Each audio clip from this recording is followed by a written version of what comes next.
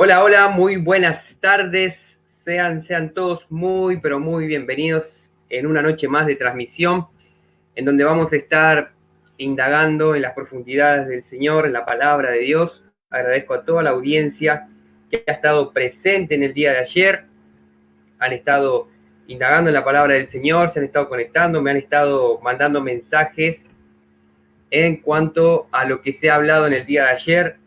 La verdad, muchos han quedado impactados por la hermosa enseñanza que nos regaló el pastor Juan David. Vamos a ir viendo quién se va conectando a esta hora. Vamos, hoy tenemos un pastor de lujo, a ver quién se va conectando por ahí. Hola, hola. Uy, ya empezamos. No estoy viendo específicamente, no estoy viendo quién se conecta o quién no se conecta, pero vamos a ver. Ahora estamos ahí con el Facebook.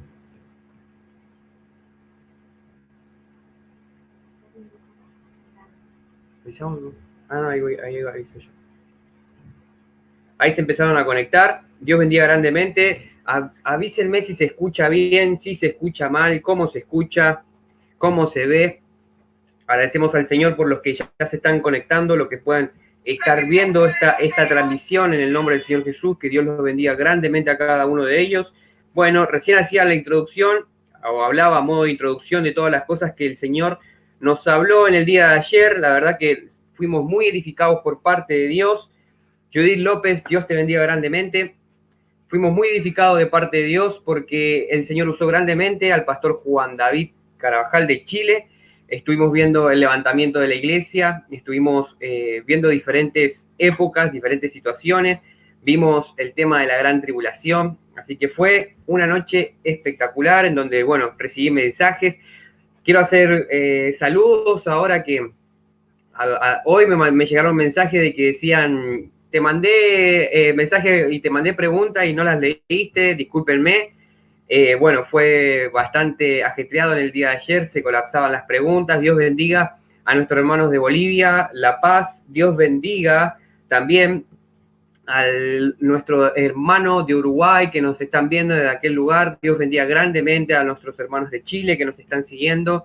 Dios bendiga a cada uno de ellos. Nuestra hermana Yolanda, un saludo especial. Le dije que le prometí que le iba a dar un saludo en esta tarde y que Dios la bendiga grandemente. Pero bueno, agradezco al Señor por todo lo que está haciendo, por cómo se está moviendo esto, cómo se está llegando a diferentes almas, está llegando a diferentes provincias, diferentes países, y eso es una gran bendición de Dios. En estos tiempos de cuarentena podamos escuchar, podamos indagar y podamos profundizar en lo que son las cosas espirituales, lo que es la voluntad de Dios, lo que es la Biblia para nosotros, el conocimiento extra bíblico, cómo nos ayuda a entender aún más profundo el concepto espiritual de la Biblia.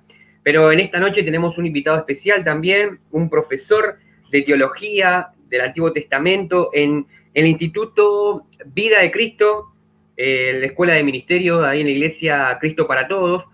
Estuvo enseñando el año pasado, me estuvo enseñando muchas cosas importantes a causa de la teología.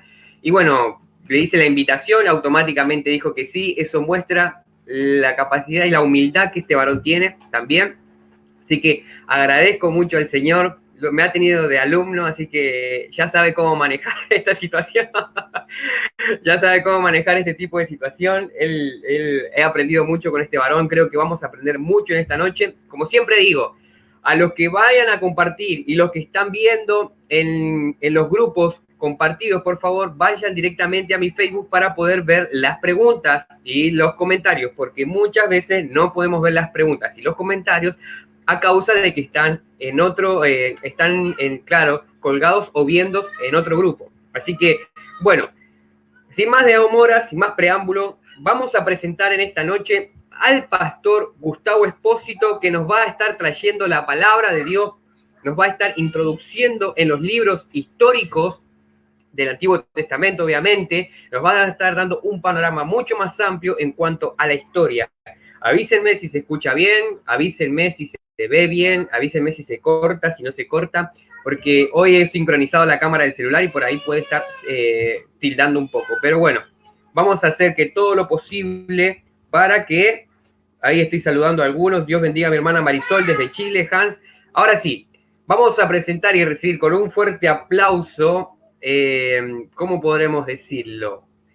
Hay un gran profesor, un gran varón de Dios que nos va a estar trayendo la palabra. Dios bendiga a nuestro pastor Gustavo Espósito.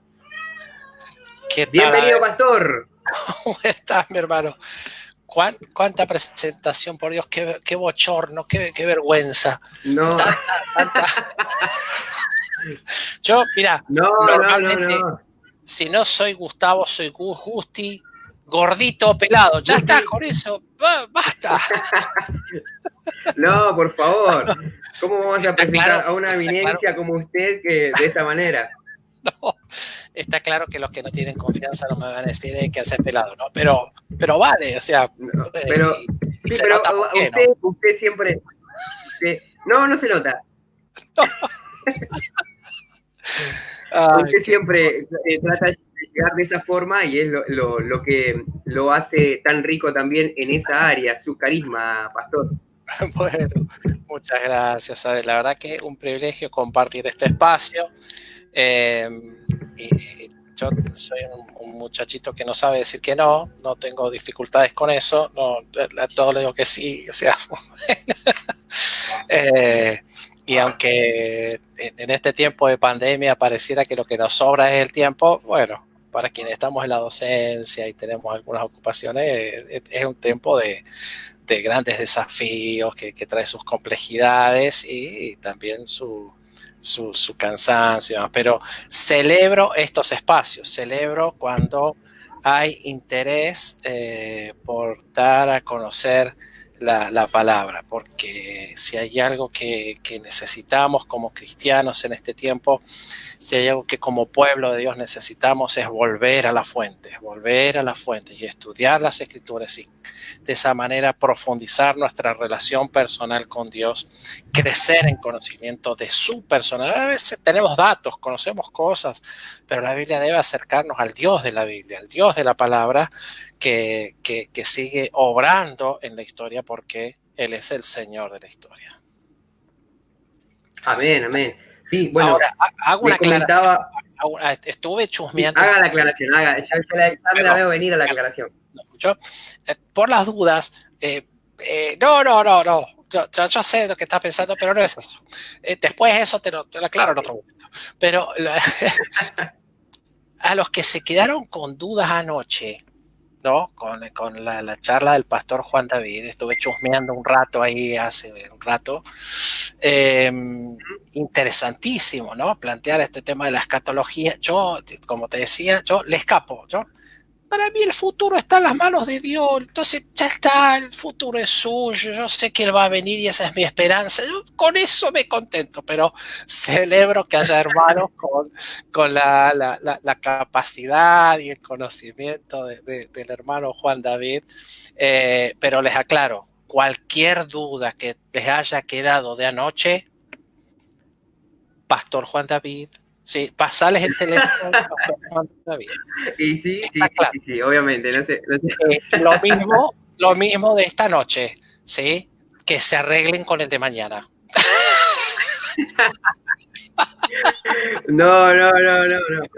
Vamos a tratar de que hoy no quede nada del tintero. Ayer quedaron muchas cosas de las cuales vamos a tener que hablar.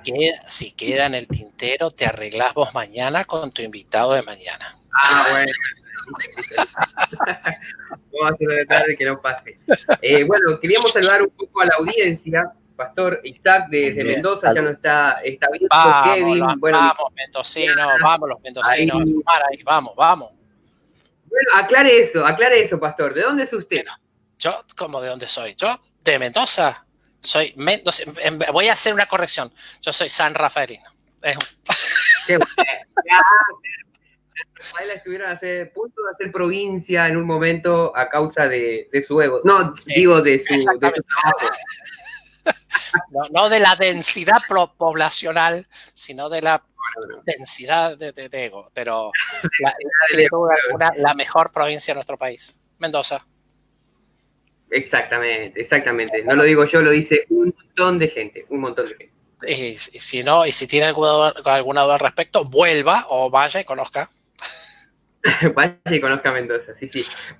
Saludamos a la gente de Mendoza, a los que nos están siguiendo, a la audiencia. Dios bendiga al pastor David Balcedo, que nos está escuchando, a Isaac Salazar, bueno, recién decíamos Kevin Roldán, Jan Mardones de Chile, Marisol Villagra de Chile, bueno, mi cuñada está desde Bahía Blanca, también nos están escuchando, pastor. Allí Julio Toledo, mi hermana Judith López, Dios les bendiga grandemente a todos.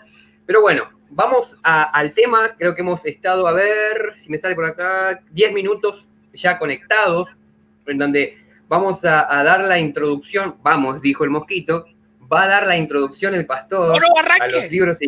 Usted arranque, que yo lo acompaño. Yo le hago la segunda.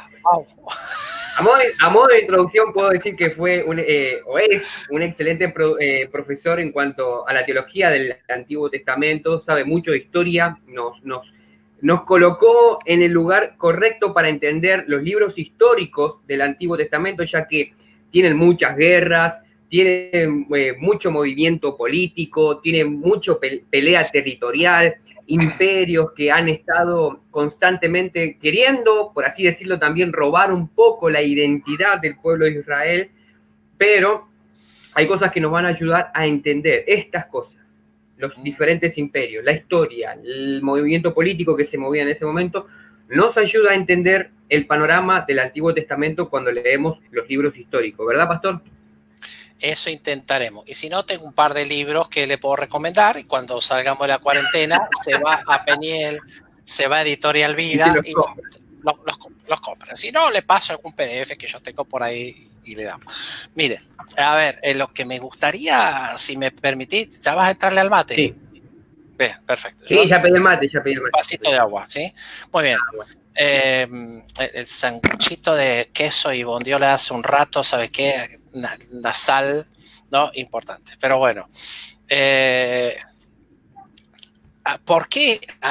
Algo preliminar, ¿sí? Algo creo que sumamente interesante para aquellos que nos están viendo, nos están escuchando. Me gustaría lanzarles una pregunta, a ver, y que respondan ahí en las redes. ¿Por qué es necesario estudiar la Biblia?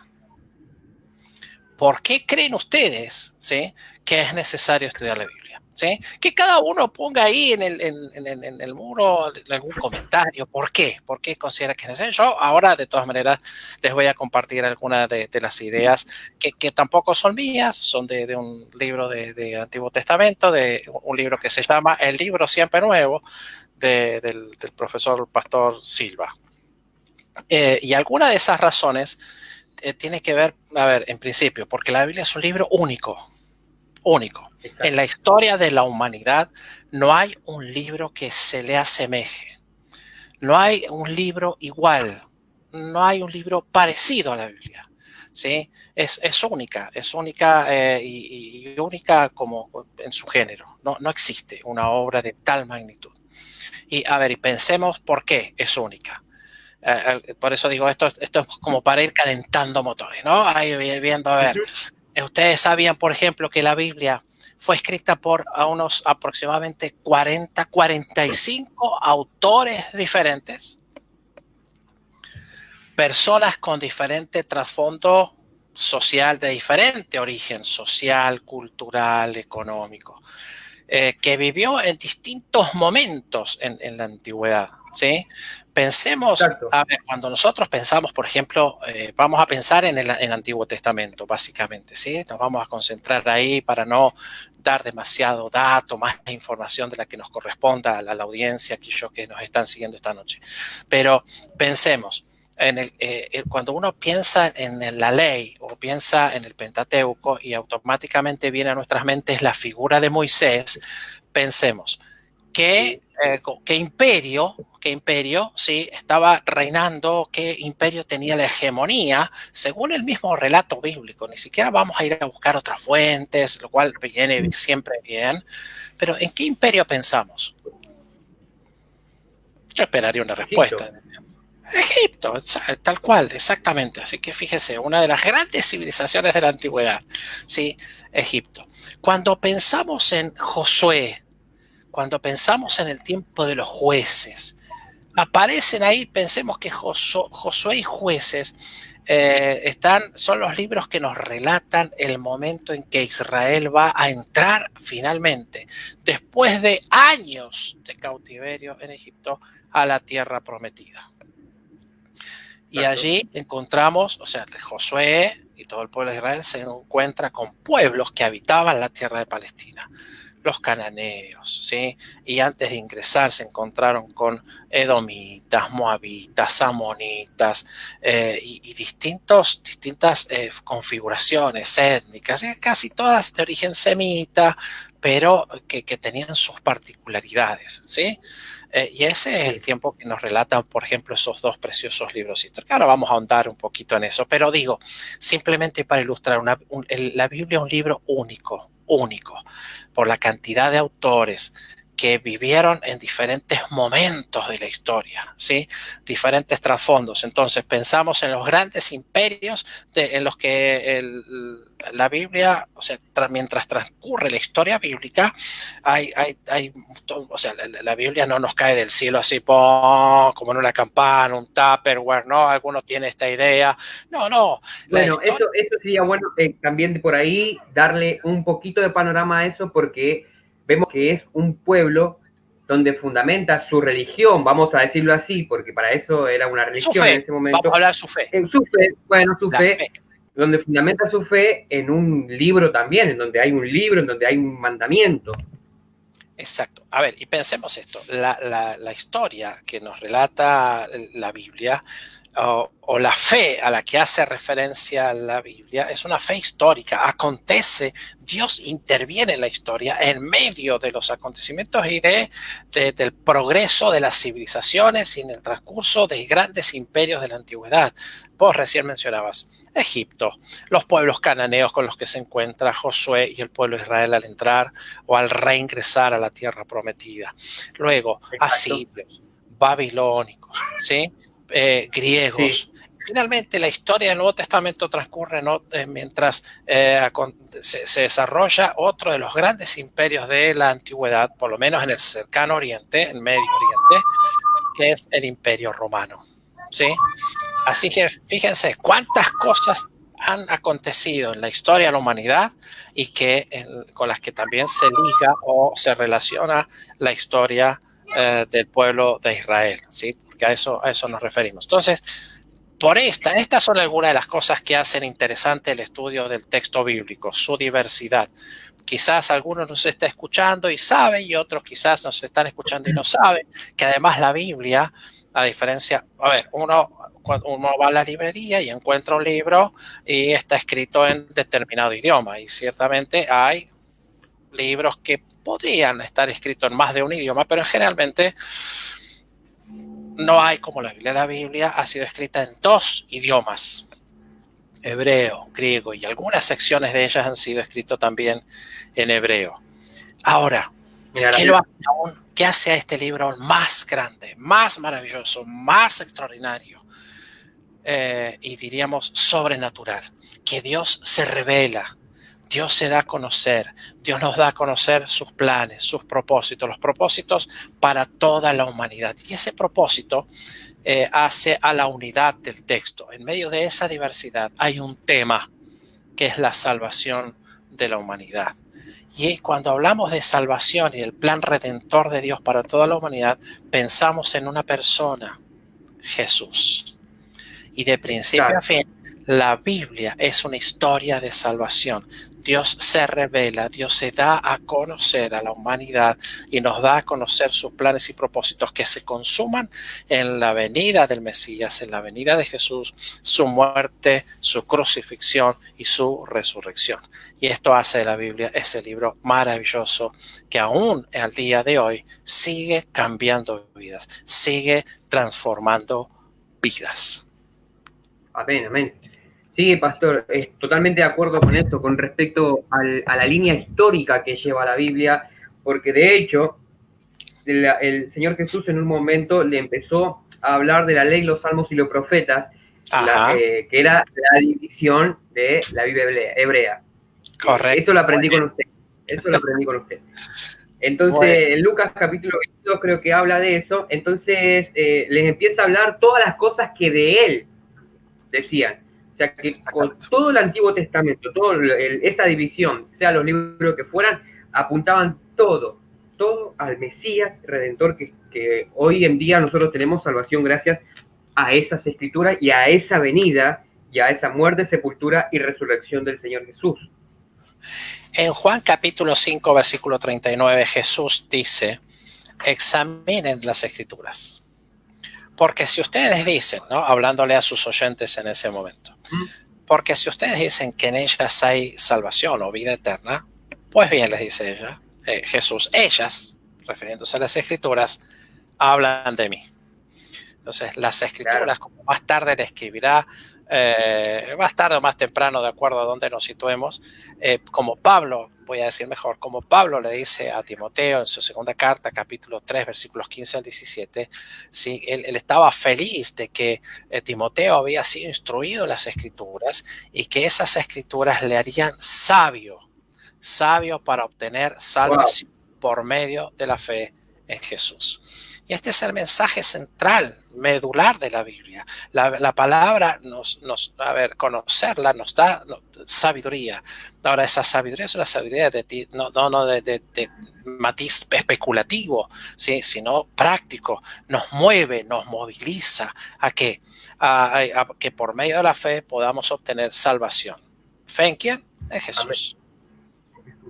Hablando un poco recién citábamos la Biblia hebrea, podríamos Ajá. hablar un poco de las diferencias, el canon judío, qué autoridad tenía que tener un libro para entrar en el canon judío, ya metiéndonos un poco en la historia de lo que es el canon. Bien, a ver, vamos a hacer una diferenciación aquí. Nosotros cuando hablamos del Antiguo Testamento hablamos de básicamente el texto hebreo, hablamos de la Biblia hebrea, que los cristianos de algún modo hemos heredado y lo consideramos parte fundamental de nuestras Biblias. Nuestra tradición, la tradición cristiana, está conformada, es un gran libro, son 66 libros, dividido en dos grandes secciones, Antiguo y Nuevo Testamento, ¿sí? Y esto la Exacto. Sí, generalidad sí. de las personas lo conocen, saben que nuestras Biblias se dividen en estas dos grandes secciones, Antiguo y Nuevo Testamento. Y la totalidad de libros es 66, 39 libros para el Antiguo y 27 libros para el Nuevo Testamento. Ahora, esos dos volúmenes, por así decirlo, es como una gran obra en dos tomos. Cada uno de esos tomos tiene subdivisiones, ¿sí? Entonces vamos otra vez Sí. a referirnos con exclusividad, específicamente en este encuentro, al Antiguo Testamento, ¿sí?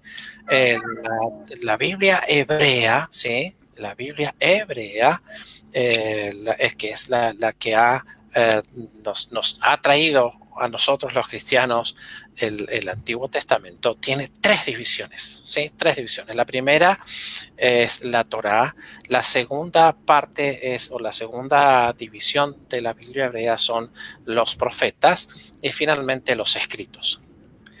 De la palabra hebrea con que se designa Pentateuco, Torá, profetas y escritos, nos viene el nombre de la Biblia hebrea. La Biblia hebrea se conoce como Tanaj. ¿Sí? Espéreme un momentito, espéreme un Sí. segundo, que le Bueno, quiero. claro, él se va a buscar su volumen de la Tanaj, de la cual está orgulloso. Mire, yo les voy relatando a los que todavía están ahí. Yo les voy relatando. Yo tomo la posta. No, es que Él le quiero fue, mostrar él fue una a reliquia, mire. buscar, él fue a buscar para mostrar orgullo. Exactamente, nada, Mire, su Tanaj. esto es una reliquia. Acá empezaron las preguntas, pastor, justo en ese momento, Su Tanaj. A ver, hablando de pero la... fíjense, mira, mostrala si querés un poquito. Y así hacemos algo. Mira, Tanaj. Pero usted me dice, pero ahí no dice Tanaj, ahí dice Tanak. Sí, exactamente, porque Claro, esa letra que es K o Kaf en hebreo, ¿sí? En realidad se escribe de una manera, tiene dos formas. Una K inicial y es una K final. Cuando la K va al principio de una palabra, suena como K. Pero cuando una palabra termina con K, se pronuncia aspirada, ¿sí? Es la misma letra que tiene como dos funciones, una función como inicial y otra función como al final de una palabra. Entonces, por eso suena diferente. Suena como K, como nuestra K al inicio de una palabra, y suena como ja al final de una palabra. Bueno, aprovecho para decir a través de esta explicación que el pastor que nos está enseñando en esta noche es un estudiante de hebreo antiguo. Así que ojo al pollo acá. Mira, acá hay una pregunta, pastor. Acá hay una pregunta. No sé, acá. Vos acordate, acordate que lo siguiente: cualquier duda, acordate que te la van a preguntar al de mañana. Fíjese esta pregunta que está muy buena, hablando de las divisiones de la Biblia, dice, ¿por qué fue dividido y quién lo dividió? Aquí entramos en una tradición muy importante. Muy bien, a ver, la división de la Biblia hebrea es casi una división del tipo natural. Se ha dado, como decíamos, la Tanaj se divide en, la T corresponde a Torah, que son los primeros 5 libros de nuestra Biblia, que nosotros llamamos o conocemos como el Pentateuco. Génesis, Éxodo, Levítico, Número y Deuteronomio. Allí no tenemos ninguna diferencia y esto es medular, es central, ¿sí? Porque a partir de la ley, de la Torá y de todo lo que se nos relata en el Pentateuco es que se construye la identidad nacional de Israel como pueblo, ya que allí están todas las demandas y estipulaciones, leyes que van a ser normativas para el pueblo y que van a regular las relaciones con Dios o la relación con Dios y la relación del pueblo entre sí, ¿sí? O sea, es tanto una legislación de carácter divino como civil, o sea, o es de carácter divino, pero también tiene su implicancia en la vida social, ¿sí? En la vida civil. Entonces, esta es la legislación que Israel antiguo utilizaba para precisamente cuando había alguna dificultad, pues mira, ¿a dónde se iba la ley? ¿A qué? Al Pentateuco, a la Torah. La segunda, ya vamos a llegar para responder esa pregunta, pero tenemos que hacer un poquito de esta historia, ¿no? La segunda sección de la Biblia hebrea se llama Nebihim. Nebi es profeta, al agregarle el sufijo im, lo hacemos plural y hablamos de profetas, ¿sí? Y en ese caso los profetas se dividen en 2, ¿sí? Hay una subdivisión, de esa gran división surge ahora una subdivisión interna. Hay profetas anteriores y profetas posteriores. Los profetas anteriores son Josué, Jueces, Primera y Segunda de Samuel, Primera y Segunda de Reyes. Libros que en nuestra tradición protestante o evangélica conocemos como parte de los libros históricos, que es de los que vamos, espero que nos dé el tiempo terminando de hablar hoy, ¿no? A ver. Muy bien. Sí. Bueno, entonces, la respuesta para Judith López sería, ¿quién lo dividió? Eso es como ya más que nada orden divino por el tema de la Torá. Pero después tiene vienen que los ver profetas. con el nivel y el grado de aceptación que estos libros fueron teniendo dentro del pueblo y dentro de la comunidad de creyentes. En este caso, al hablar del Antiguo Testamento, de la comunidad judía. No hubo duda alguna acerca de que la Torá fue escrita por Moisés. Y entonces esa sección de libros fue aceptada como palabra revelada, palabra inspirada y asociada a la figura de Moisés, que es uno de los personajes más reconocidos en la historia de Israel hasta el presente, hasta el día de hoy, ¿sí? Tanto como Abraham y otros grandes patriarcas o personajes conocidos de la antigüedad. ¿Hasta ahí vamos bien? Ok, o sea que la autoridad se la daban a una persona. Entonces, a causa de esa autoridad, era aceptado en el canon judío. Sí, en alguna medida, porque está asociado en este caso a la figura de Moisés. Y la mayoría de los escritos del Antiguo Testamento como del Nuevo siempre se procuraba para ese reconocimiento estuviera asociado a algún personaje. Ahora, no es siempre el dato, ¿sí? Entonces, a la segunda división, que son los profetas anteriores, los profetas divididos en anteriores y posteriores, a la tercera son los escritos, conocidos como los Ketubim, de ahí la K, ¿sí? Escritos o Ketubim. donde encontramos, bueno, decía, los profetas anteriores, algunos de nuestros libros históricos, los profetas posteriores son algunos de nuestros profetas mayores y los 12 profetas menores. Y los escritos se dividen en tres, otra vez en la subdivisión, si tuviéramos una pizarra podríamos hacerlo más dinámico y esta cosita, pero bueno, Job, Salmo, Proverbios por un lado, luego los Mejillot o rollos, que son Ruth, Esther, Lamentaciones, Eclesiastés y Cantares. Y finalmente los escritos, que son en este orden: Esdras, Nehemías, Daniel y Primera y Segunda Crónicas. Estos fueron los últimos en ser aceptados, a los últimos que se les dio esa categoría de palabra revelada e inspirada por Dios. Entonces, pregunta. Ahí la división natural de la Biblia hebrea. Nuestra división, la de los protestantes, la tradición protestante o cristiana, viene de la Septuaginta.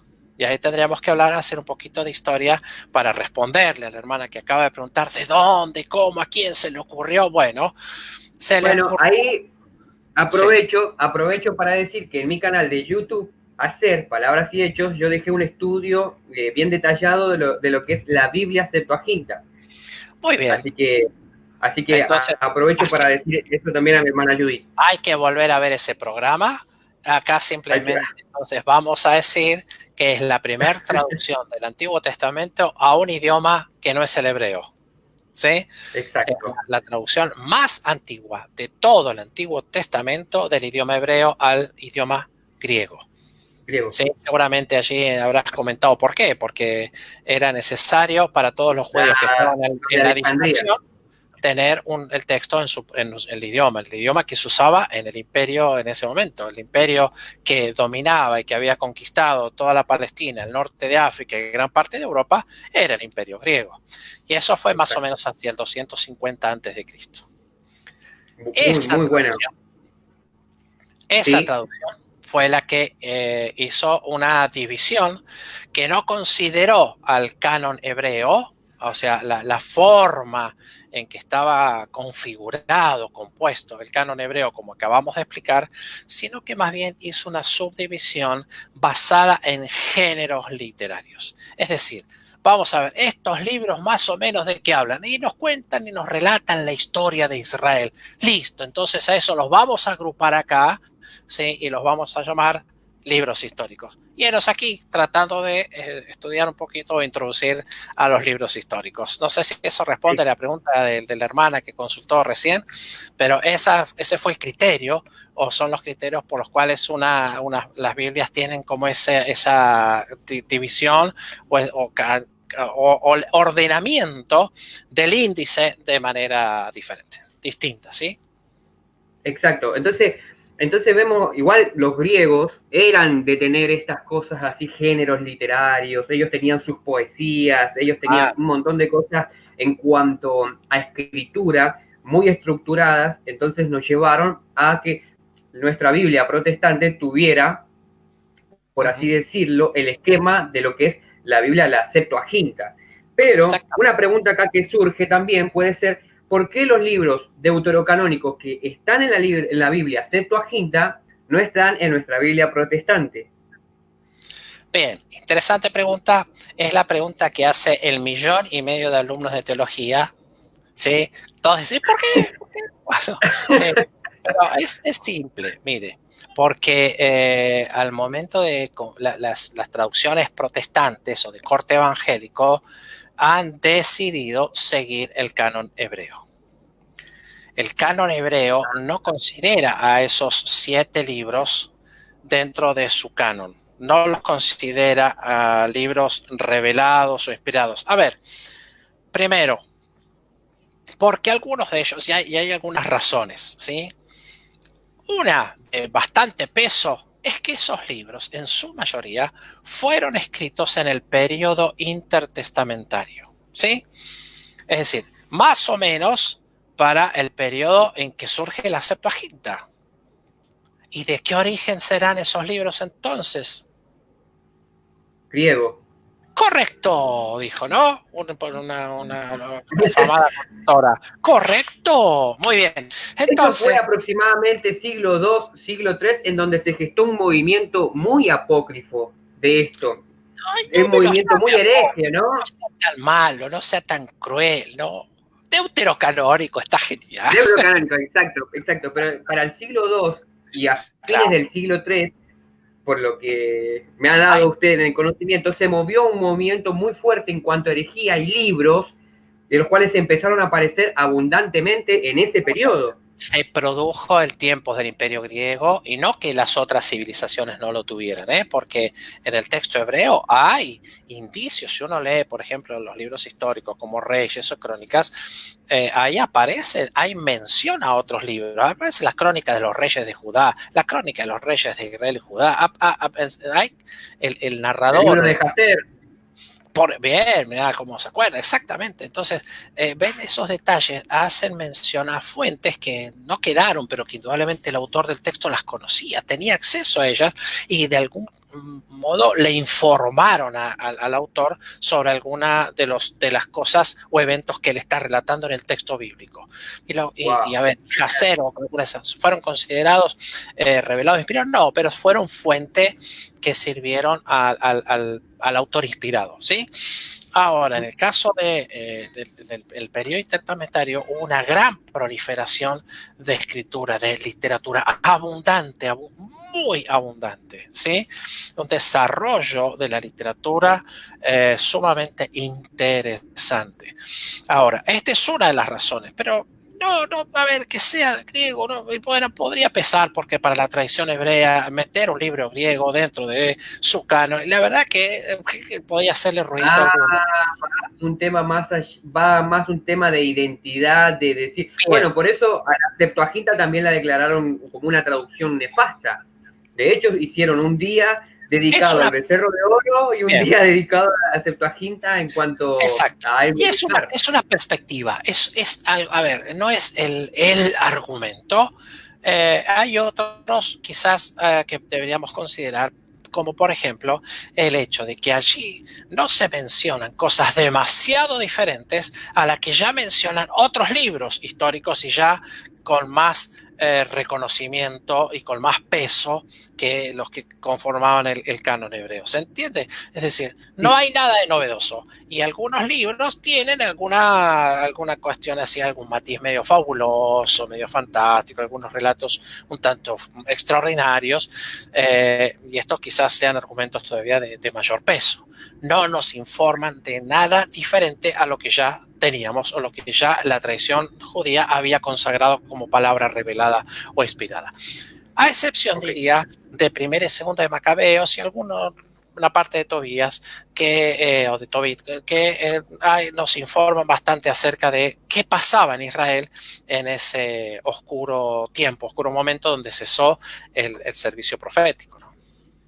Sí, exactamente. Bueno, uno de los libros que nos hace adentrar en la historia del Nuevo Testamento y nos hace entender varias de las cosas que se festejan en el Nuevo Testamento, porque, por ejemplo, la fiesta de la dedicación, en donde se nos habla en el libro de Macabeos, en la conquista, la profanación del templo, la guerra que se levanta, esas cosas a veces uno las desconoce, pero nos ponen en el centro de por qué tanta tirantez entre el Imperio Romano y los judíos constantemente en el Nuevo Testamento. Nos hace entender de una manera más allá de lo que está escrito.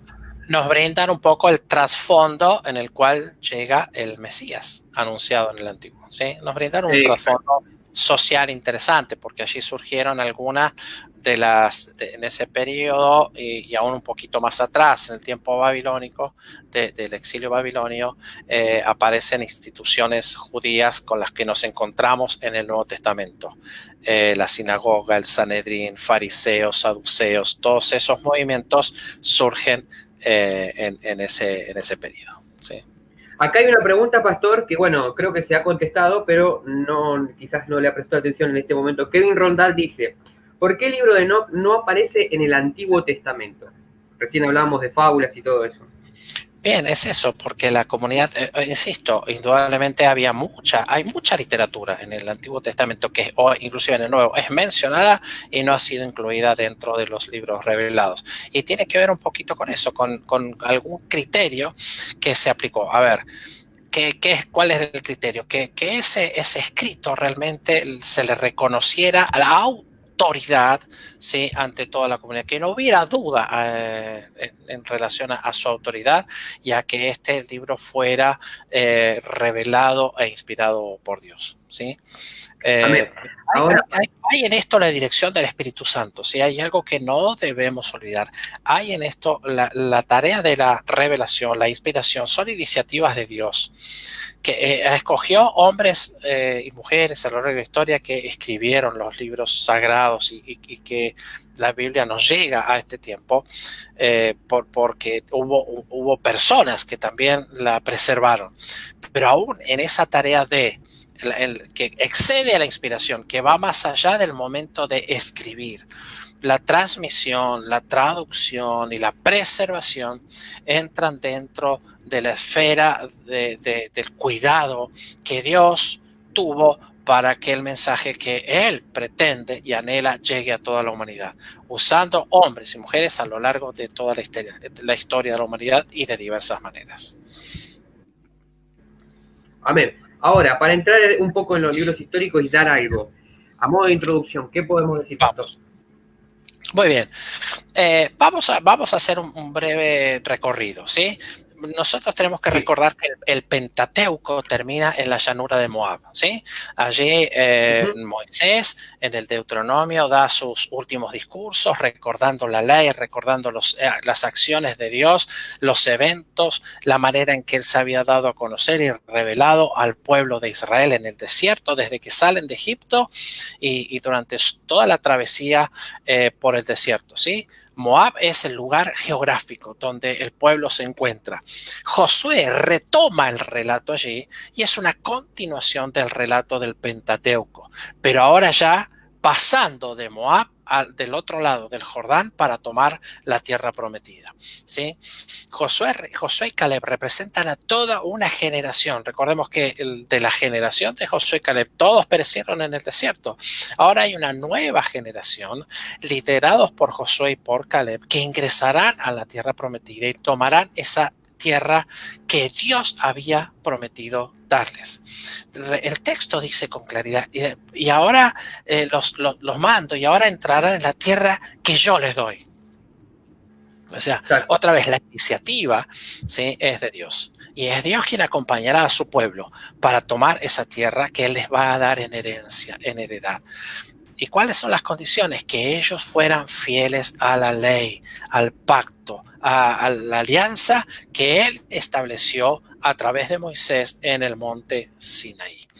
Éxodo capítulo 19, versículo 6 dice claramente que Dios anhelaba y Dios ha escogido para sí ahora y Él desea que su pueblo sea un pueblo santo, consagrado a Él, un pueblo escogido, un reino de sacerdotes, un pueblo santo. Y ese es el eje, ¿sí?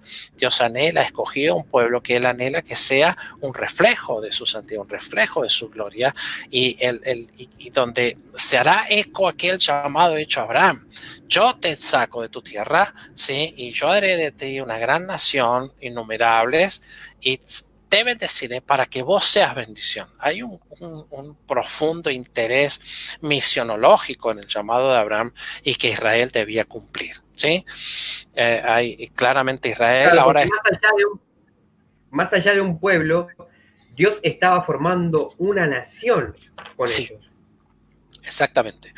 Es una nación santa, y este era el carácter, ¿sí?, que Dios quiere imprimirle a ese pueblo. Es una nación santa, ¿sí? Una nación, insisto en esto, el tema de la santidad es un tema crucial en todo el Pentateuco, y es lo que va a partir de ahí. Esto dijimos hace un rato, la ley regula la relación de Dios, de los hombres con Dios, del pueblo con Dios y de los hombres entre sí.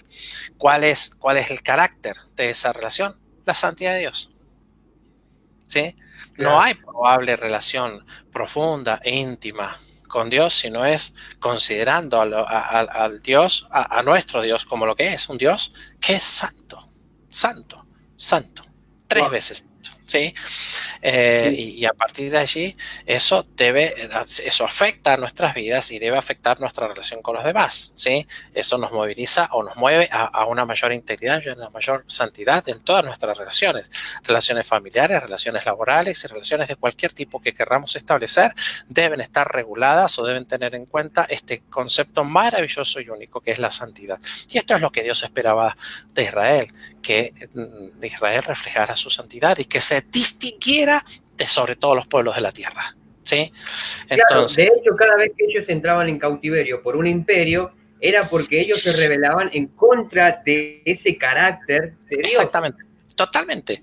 Y esto es, entonces, volvemos. Josué nos relata el avance del pueblo de Israel sobre la tierra que Dios les había prometido.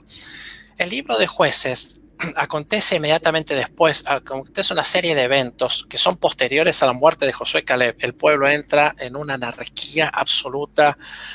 Dice el texto que esto era una generación nueva, que no conocía a Dios y que empezó a vivir como bien le dio la gana. ¿Sí? Cualquier parecido con muchos cristianos es pura coincidencia, ¿no? Es pura Cada uno, coincidencia. voy domingo a la iglesia, yo me considero ser parte del pueblo de Dios, pero yo vivo como me da la gana, ¿no? Bueno, esta es Claro, una exactamente. particularidad de la sociedad en este tiempo, ¿no? Cultivan ciertos grados de religiosidad, ciertos grados de espiritualidad, se podría decir muchas personas, pero vivo como me da la gana. Entonces, no hay afectación ética ni moral, ¿no? Yo vivo según mi propia moral, según mis propios pensamientos y tomo decisiones y determinaciones. Y Dios, sí, Dios está allá, sí, existe, es real, voy, lo lavo, pero después, insisto, vivo como me da la gana, ¿no? Jueces nos relata un poco ese periodo. Y Dios, Ese pero tipo de fíjense, frialdad había en jueces, perdón, pastor, ese tipo de frialdad había de que iban, adoraban, se consideraban el pueblo elegido de Dios, pero después vivían como se le daba la regalada gana, dijo el chavo. vamos todavía. Entonces, fíjense, se da como un círculo vicioso, ¿no? El pueblo pecaba, se alejaba de Dios, se arrepentía, entonces Dios en su bondad y misericordia mandaba un libertador, ¿sí? Una persona o sea, ¿por qué? ¿Cuál era la consecuencia? Y esto ya Dios les había advertido. Es decir, si ustedes no obedecen estas palabras que yo les doy, no les va a ir bien. Les va a ir mal y hasta pueden perder la tierra Claro, que yo les doy, ¿sí? No y yo, si ustedes fallan a las estipulaciones del pacto, y yo lo voy a entregar a sus enemigos, yo les voy a soltar la mano, simple, sencillo, Dios lo advirtió, no es que ellos desconocían esto, ¿verdad? Entonces, ¿qué claro. pasaba? En ese círculo vicioso, ellos hacían lo malo ante los ojos de Dios, hacían lo que querían, luego, ¿qué pasaba? Venían los enemigos, ¿sí? Invadían la tierra, los amedrentaban y estaban allí, ¿no? Y los saqueaban, les quitaban el fruto de sus cosechas y demás, y Dios levantaba un libertador en su misericordia que Él, Dios mismo escogía, que Dios mismo levantaba y a quien Dios mismo le daba una unción especial en el Espíritu del Espíritu, ¿sí? Dios visitaba a esos personajes y les daba de su Espíritu para que ellos pudieran hacer frente a sus enemigos. Si no, cuénteme cómo fue posible que Gedeón venciera a los amalecitas, que dice que se contaban por millares con carros, eran como langostas tendidas en el terreno, y Uno el de los tipo mejores ejércitos del momento. y los venció solamente con 300. ¿Sí? Una épica, es una historia épica contada, pero a ver, ¿quién fue? ¿Quién lo hizo? ¿Sí? Dios lo hizo, ¿no? Cuando Dios se presenta y así hay de estos eventos donde es Dios quien interviene a favor de su pueblo, después de que el pueblo se arrepentía, ¿sí?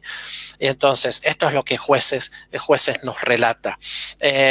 Y este es el tiempo en que los judíos, el pueblo de Israel, hace frente a los pueblos cananeos, a diversas expresiones de cananeos que son los habitantes de la tierra cuando ellos entran allí.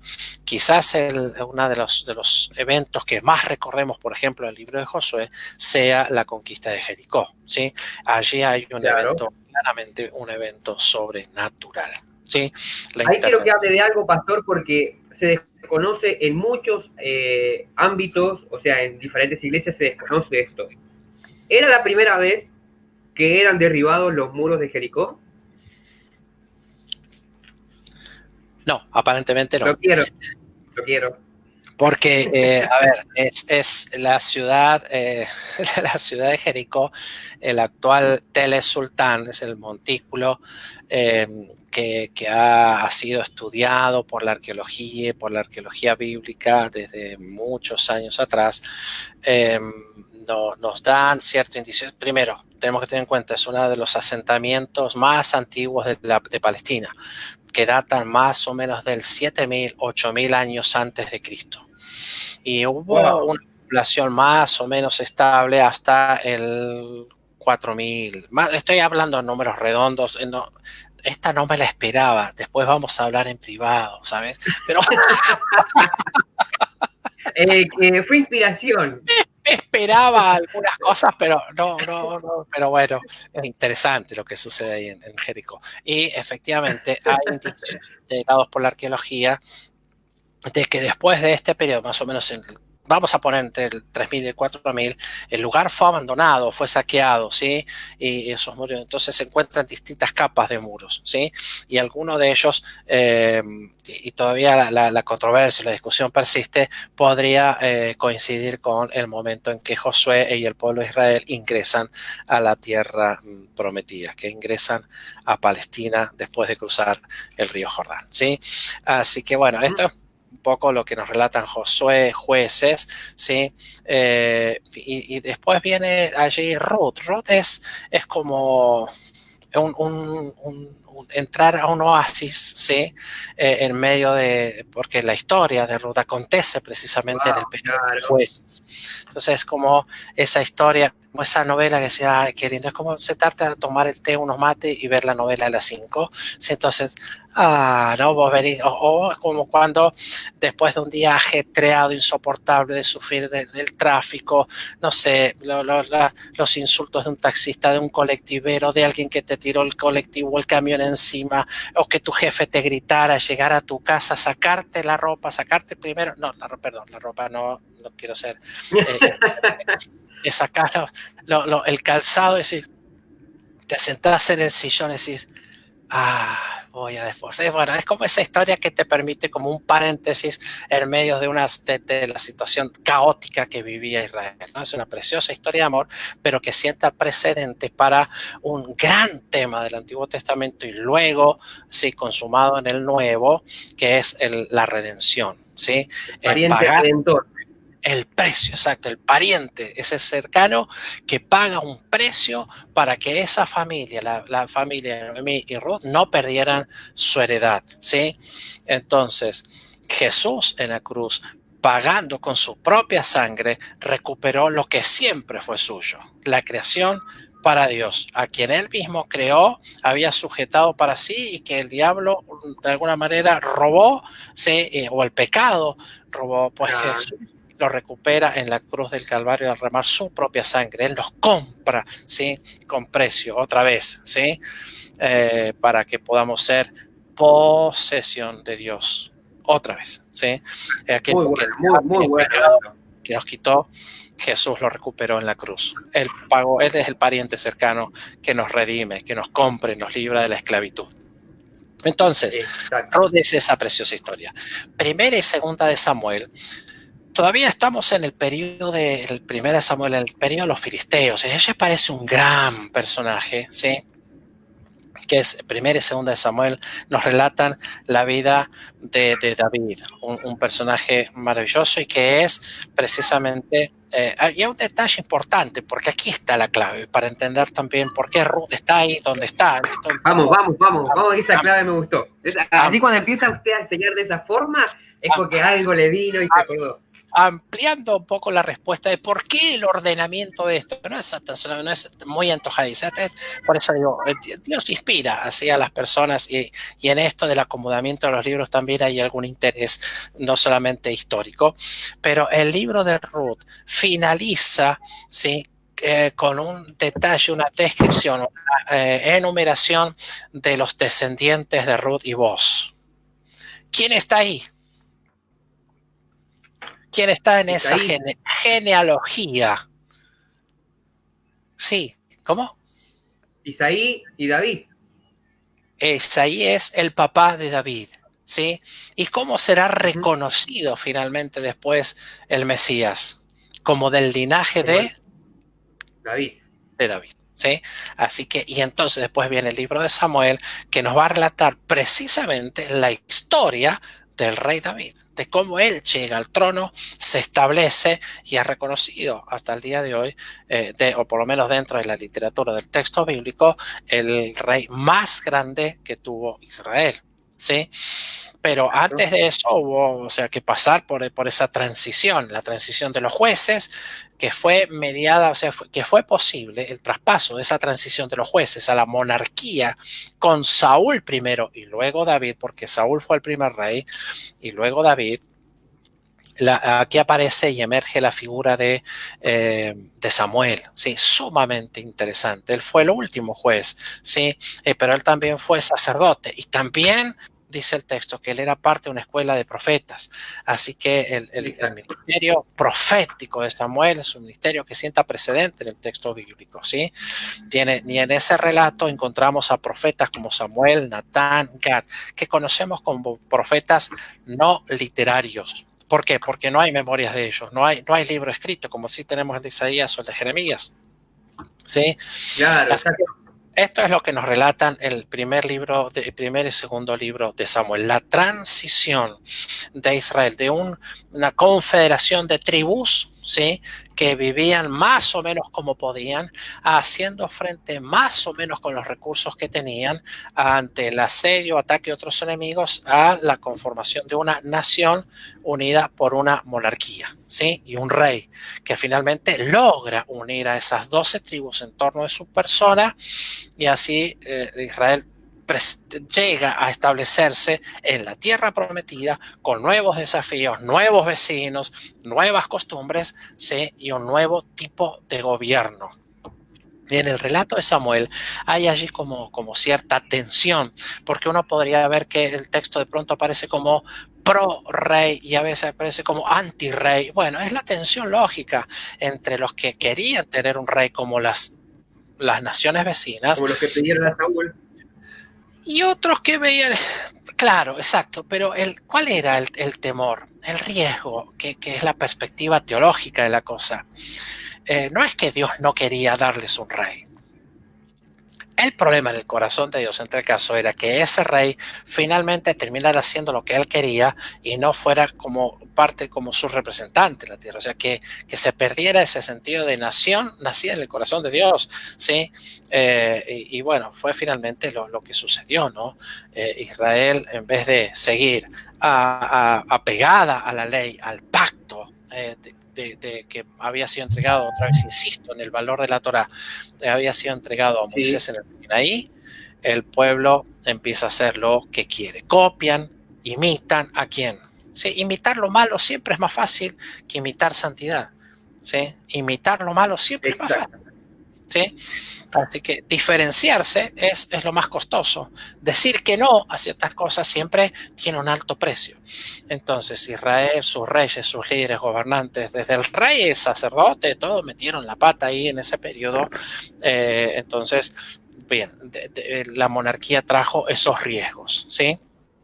Entonces, sí, Samuel es el tiempo de los filisteos. Recuerde la batalla de David con Goliat, que era precisamente un filisteo. Hay tensiones con Siria, que en el texto bíblico es reconocida como Aram, A-R-A-M, Aram. Sí, cuando el texto hace referencia a Aram es la Siria actual o la antigua Siria. ¿Sí? Y luego vienen los libros de Reyes y Crónicas que nos relatan precisamente las distintas peripecias de la sucesión de reyes, ¿sí? Y Primera de Reyes es el reino está consolidado, se nos relata allí la vida de Salomón, el descendiente, el hijo de David, ¿sí? El reino para ese tiempo está bastante consolidado, pero a la muerte de Salomón ahí viene la debacle otra vez, como cuando murieron Josué y Caleb, el tiempo después del libro de Josué, que empieza un tiempo de anarquía. Bueno, acá pasa lo mismo, muere David, muere Salomón, y el pueblo otra vez empieza a hacer zafarrancho, empieza a hacer desastre, ¿no? Y entonces Sí, ahí el reino se divide. Israel se parte en dos, Israel al norte con capital en Samaria, Israel del sur, el reino de Judá con capital en Jerusalén. Para un territorio muy chico, dos reinos y dos reyes.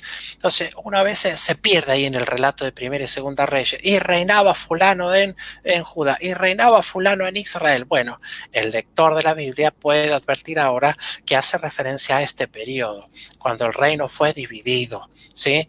Entonces, hay corregencias, hay un rey en el norte, y perdón, me pongo acá, si me ven, hay un reino acá y un reino en el norte y otro en el sur, ¿no? Entonces hay dos reyes, sí. y el relato bíblico sigue esa sucesión. Entonces nos dice, mientras reinaba fulano de tal en Samaria o en Israel, que es el norte, reinaba fulano o mengano en el reino de Judá. Esto es en el sur, con capital en Jerusalén. Y esto nos ayuda ya a entender el relato bíblico, porque nos va contando paralelamente lo que está pasando al norte y lo que está pasando al sur. En ese periodo, Wow, encontramos qué bueno saber. ministerios maravillosos, preciosos como el de Elías y el de Eliseo, ¿sí? Y también es la transición. Egipto ya va perdiendo poder, Siria es una amenaza inicial, pero ahí empieza a tallar otro gran imperio de la antigüedad, que es el imperio asirio. Y en ese periodo del imperio asirio desarrollan su ministerio profetas como Isaías, Amós, Oseas y Miqueas, y una parte del ministerio de Jeremías, ¿sí? ¿Cómo Después habla de... eso Sí, cómo habla eso de los, de los ministerios que sobresalían en tiempos de cautividad también? O sea, habían ministerios que se gestaban, profetas que salían relucientes con un ministerio totalmente poderoso, con un mensaje de parte de Dios, que podían cambiar toda una nación, que volvían el corazón de la nación a Dios en un momento de cautiverio. Qué importante saber para estos tiempos nosotros que sí. nuestro ministerio no tiene que caer, al contrario, tiene que subir, tiene que explotar, que en un momento el que estamos viviendo puede ser en donde el ministerio nuestro que Dios nos ha dado puede pegar un despegue mucho más alto que el que ya teníamos. Mira, hay como dos momentos en la historia, o si se quiere tres, en cuanto al profetismo, relacionado a estos eventos históricos, ¿no? El primer grupo de profetas, Isaías, Amós, Miqueas, Oseas y Jeremías, fueron los profetas que advirtieron a Israel, a todo Israel en su conjunto, a los del norte y a los del sur, aunque cada uno de ellos desarrolló un ministerio en una región o en otra. Ellos advirtieron, miren muchachos, ustedes están errándole fiero acá. Sí, ustedes están olvidando la ley y el pacto que Dios hizo con ustedes en el Sinaí mientras ustedes estaban en el desierto. Ustedes se están alejando y han desobedecido. Y ustedes saben que la desobediencia trae maldición y Dios los va a entregar a sus enemigos. Ya estaban advertidos de esto, ¿sí? Claro. ¿Qué fue lo que sucedió? El pueblo no oyó, el pueblo no escuchó. A ver, esto nos debería, como vos bien decías, haciendo una correlación con el presente. ¿Debiera la iglesia cesar en su voz profética, aunque el mundo no quiera oír? De ninguna manera. La iglesia, el pueblo de Dios, bajo la influencia y poder y gracia del Espíritu Santo, debe continuar elevando su voz profética, advirtiendo, ¿sí? Pero advirtiendo con amor, ¿sí? Acerca de que el juicio viene, pero no es nuestro juicio, ¿sí? Es el juicio de Dios en este caso, ¿no? Y entendamos que justicia y amor son son las dos caras de la misma moneda, ¿sí? Dios no es más justo que amoroso, es ambas cosas por partes iguales. Y Dios ama a las personas. Y Israel nos ilustra la perfección de que, pese a toda la infidelidad, la dureza del corazón, el que se fueron tras otros dioses, el que les daba lo mismo adorar un palo vestido que al Dios verdadero, que había dado evidencias de su existencia y dado y obrado grandes maravillas en el pasado, y aún en ese momento los seguía amando. Pese a todo eso, pese al olvido, a la dureza, a la incredulidad y a la desobediencia, Dios seguía amando a su pueblo. Aunque ellos Wow. adoraban, idólatras, y adoraban a otros dioses, Dios seguía amándolos, ¿no? Pero la paga del pecado es muerte. Entonces, las acciones tienen sus consecuencias, ¿sí? Y entonces, en el 720 a.C., Asiria invade a Israel completa, pero logra tomar y conquistar solo al reino del norte, a Samaria. Y esa es una de las primeras grandes deportaciones de las cuales nos informa el texto bíblico. Ese es el periodo de los profetas que mencionamos recién: Isaías, Amós, Miqueas, Oseas y Jeremías, ¿sí? Y después vendrá otro periodo y Jeremías toca las dos partes: el avance de los asirios y finalmente después la caída del reino del sur en el 587 a.C. a mano de los babilonios. Nabucodonosor entra a la ciudad de Jerusalén y destruye el templo, destruye las murallas, ¿sí? Que luego serán reconstruidas. ¿Por quién? Por Esdras y Nehemías. Nehemías reconstruirá las murallas, Esdras reconstruirá el templo, Zorobabel fue el primero, y eso es lo que nos relatan los libros históricos, porque recuerde, después de Samuel, Reyes, Crónicas, nos vienen Esdras y Nehemías, que nos relatan precisamente el retorno de la cautividad de Babilonia. Sí, la restauración de la vida política, social y sobre todo religiosa del pueblo de Israel. Recuerden Que fue ustedes Ciro quien lo dejó salir y que les dio bienes y les devolvió las cosas del pueblo, del templo. exacto, y esto sucedió con el edicto de Ciro, ¿sí? Que nos relata en Segunda de Crónicas, capítulo 36, se nos relata precisamente el edicto, el momento en que Ciro da lugar y deja el persa, ¿sí? Deja que los cautivos, los judíos, regresen a su tierra y reconstruyan su ciudad, la ciudad santa, reconstruyan sus muros y reconstruyan su templo. Este es el tiempo de Esdras y Nehemías. Y el libro de Esther acontece más o menos en el relato del libro de Esther acontece en el mismo periodo. Es el tiempo posterior al exilio babilónico. Hablamos del 585-87 antes de Cristo. Y eso es lo que los Wow, históricos nos relatan, ¿sí? Brevemente, wow, sucinto. cómo nos centra, sí, cómo Y nos centra la historia y cómo pues nos acomoda todo el panorama bíblico. Y durante el exilio babilónico tenemos, por ejemplo, ubicada la profecía de Ezequiel. Y con los que regresan tenemos las profecías de Ageo y Sofonías. Simplemente para ilustrar y que la gente pueda, los hermanos, los que nos escuchan, estudiosos de la Biblia, puedan asociar a los profetas con su momento histórico y qué estaba pasando en Israel, ¿sí? en ese periodo. Wow, qué impresionante. Un fuerte aplauso para el profesor que nos estuvo hablando algo espectacular. De hecho, a ver, cuando hablaba recién del reino dividido, del norte y del sur, que hablaba de que Asiria había tomado el reino, que después vinieron los babilonios, tomaron otro reino, habla de lo mal que le va a un pueblo dividido. Sí, esto es lo que Jesús dice en los evangelios, ¿no? Pero claramente, sí, sí, sí, totalmente. Eh, Bueno, pastor, lo dice la no le Biblia quiero... y lo dice el Martín Fierro, ¿no? Si no están Y unidos, los hermanos que lo devoran los de afuera. Bueno, pelean, exacto, es un exacto. poquito así, sí, muy bien. Pastor, Dios le bendiga mucho. Ha sido una gran bendición. Ahora nosotros vamos a leer el Antiguo Testamento y lo vamos a leer con la historia acá en la cabeza y vamos a poder acomodar todo conforme a los tiempos, a los periodos de diferentes imperios que conquistaron el reino de Israel, las divisiones, la vuelta. No, fue excelente. Creo que en un periodo de 50 minutos nos acomodó todo el Antiguo Testamento. Así que, Pastor, le queremos agradecer por el tiempo que ha tenido con nosotros y de edificarnos de la manera que nos ha edificado el día de hoy. Espero que se vuelva a repetir. Bueno, ¿cómo no? Acá está diciendo, qué bueno saber todo esto, te ayuda a visualizar, a ordenar tu mente en el tiempo bíblico de cada libro. Después también dice, gracias por esta clase, pastor, un privilegio. La verdad, es verdad, están viéndolo también, están viéndolo desde, a ver, de Mendoza, Bahía Blanca, desde Chile. Mande un saludo para Chile, pastor. Bueno, saludo a los hermanos chilenos, claro. Bueno, pastor, no le quito más tiempo. Nos une la cueca, ¿viste? Así que tenemos que quedar bien con los hermanos chilenos. Claro, la cueca nos une. Pastor, tiene unas palabras para despedirse y ya vamos terminando este tema. Agradecido de este tiempo y bueno, nada. Espero humildemente que aporte a un mayor conocimiento, pero sobre todas las cosas, a entender la Biblia como lo que la Biblia es. Palabra de Dios, palabra revelada, palabra que transforma, que cambia vidas, sí, y considerar que el Dios es nuestro Dios, aquel en que depositamos nuestra fe, nuestra esperanza y confianza, es el Dios de la historia. Amén, pastor.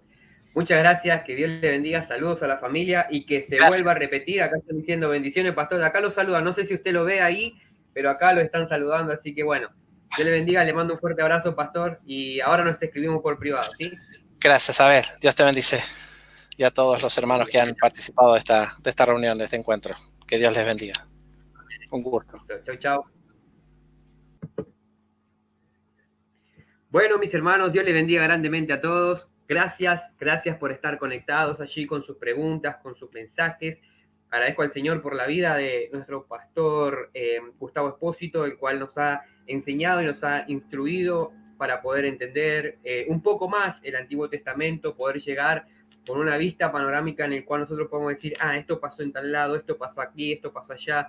Podamos colocar a los profetas en su tiempo, en qué tiempo y bajo qué imperio estaban profetizando, bajo qué reinado y qué circunstancias ellos profetizaban. Así que creo que ha sido de gran edificación este momento. Ya nos vamos a ir despidiendo. Hemos estado 1:10 hablando de la palabra del Señor. Qué mejor tiempo que invertirlo en la palabra de Dios.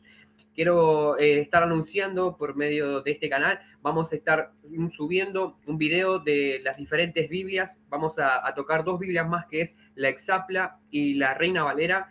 Vamos a ver el origen de cada una de ellas, la importancia de cada una de ellas. Después voy a hacer un compendio en donde voy a estar subiendo videos en mi canal, Hacer Palabras y Hechos, donde voy a estar largando una serie que va a tratar de la vida, de la completa vida del apóstol Pablo, de cosas de la ciudad de donde venía, por qué él tenía nacionalidad romana, a qué se debía que él tenía ese tipo de nacionalidad, por qué sabía hablar diferentes idiomas, en qué circunstancias nació, quiénes los padres, los parientes de él, porque en la Biblia se nombra, tarea en casa, se nombra el sobrino de él que lo ayuda en un momento, no voy a decir qué momento ni qué relato, pero aparece el sobrino del apóstol Pablo.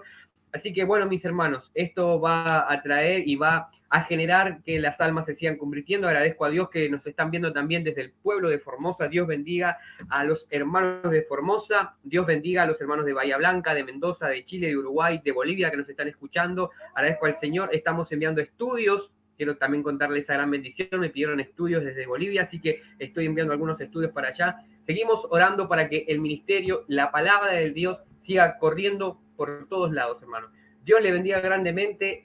Gracias por seguirnos y siempre recuerden, conectados para aprender. Mañana a las 8 de la tarde vamos a estar con un pastor de Chile, el pastor Pino Valenzuela, quien es licenciado en teología sistemática también, y vamos a estar hablando de hermenéutica y de exégesis bíblica, qué importancia tienen, en qué tiempo se dieron, el origen de cada una de ellas, así que va a ser una gran bendición. El día jueves hay una sorpresa, nos van a traer un estudio de apologética. Algunos de los que han estudiado apologética y tienen ahí algunos contactos saben de quién estoy hablando, pero va a ser una gran sorpresa, creo que nos va a sorprender a todos. Es un gran pastor, un gran predicador de la palabra de Dios, es un predicador completo también, así que Dios lo bendiga grandemente y nos vemos mañana, como todos los días, a las 8 de la noche, conectados para aprender. Bendiciones.